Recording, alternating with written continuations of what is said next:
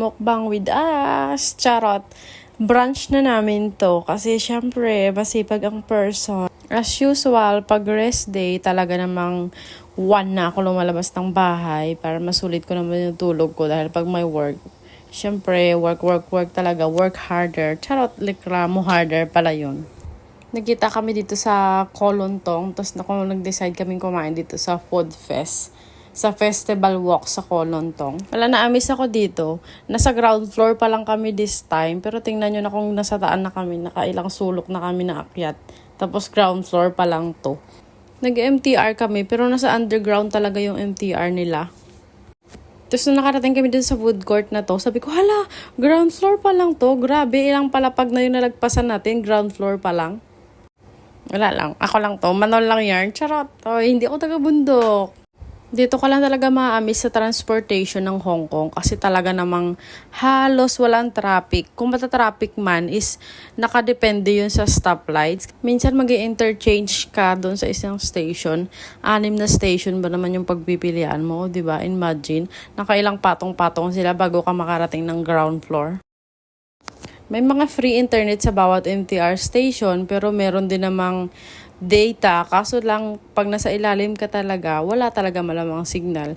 May free internet sila bawat station. Siyempre, pag Pordoy talaga, siyempre, makikiconnect tayo pag may time. Uy! Moving forward, siyempre, pagdating dito sa food court nila, hinanap ko na naman yung tomato noodles. Meron naman silang KFC dyan. Meron din doon sa kabilang Thai food. Kaso hindi ko masyadong bet yung Thai.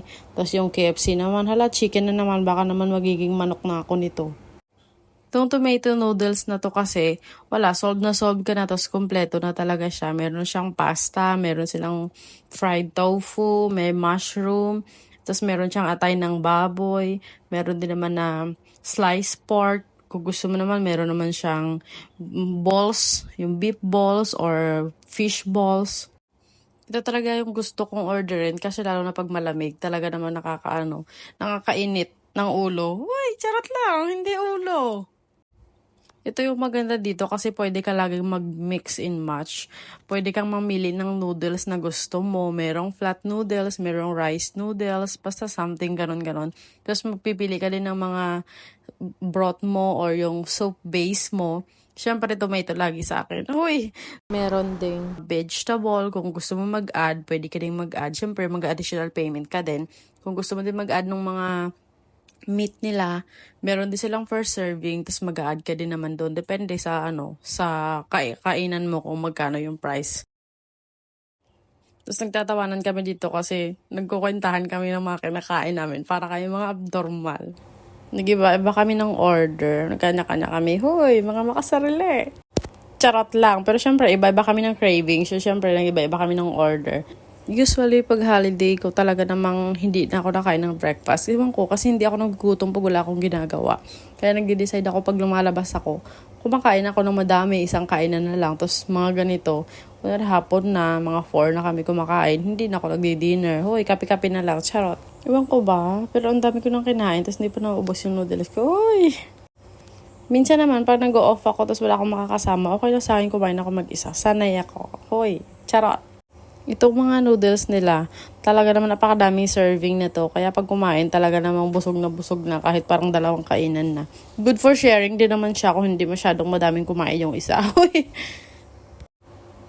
Tapos ito yung kanilang fried tofu. Lagi na lang nilalagay yan. Hindi ko siya masyadong bet kasi wala lang. Talaga namang tofu lang. Tapos minsan malamig pa yung loob.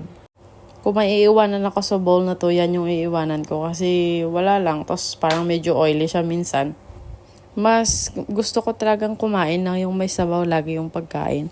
Pag ang dry kasi ng pagkain, feeling ko wala akong energy na nakukuha dun sa pagkain na yun. Tapos may lumapit na isang Pinay, gusto sanang umupo dun. Tapos may Chinese kasi dun sa kabila. Tapos sabi ng Chinese, meron palang nakaupo. May payong kasi na naiwan dun. Kadalasan kasi sa mga food court dito, talaga namang kakaunti lang din yung upuan. Tapos ito na, enjoyin ko na yung pagkain ko. Mag-i-emote lang ako. Huy, paborito ko sa lahat. Yan yung taugate naman. Magasarap yan, crispy.